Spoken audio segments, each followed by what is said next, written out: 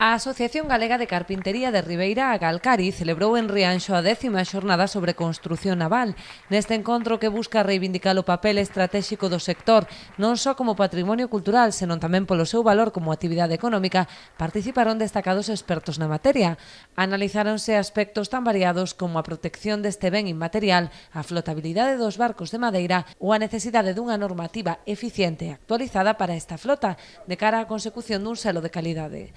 Necesitamos ou creemos que apoiaría máis tamén a consecución dun sello de calidade de construción naval en madeira. Ese sello de calidade ou marca de calidade, como lle podamos chamar, estaría refrendado precisamente por este borrador do regulamento que estamos a conseguir, o que estamos a pelexar para conseguir.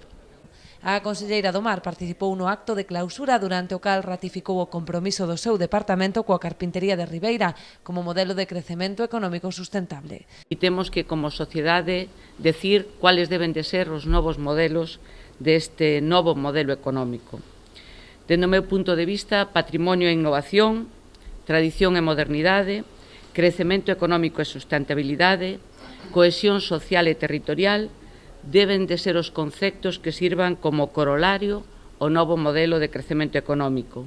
Isto debe de ser para todos os sectores de Galicia e, por suposto, debe de ser elemento fundamental para o sector marítimo pesqueiro e para o sector da construción naval da madeira. Un novo modelo económico centrado no benestar das nosas comunidades, dirixido á creación dun emprego de calidade e á xeneración dunha produción eficiente.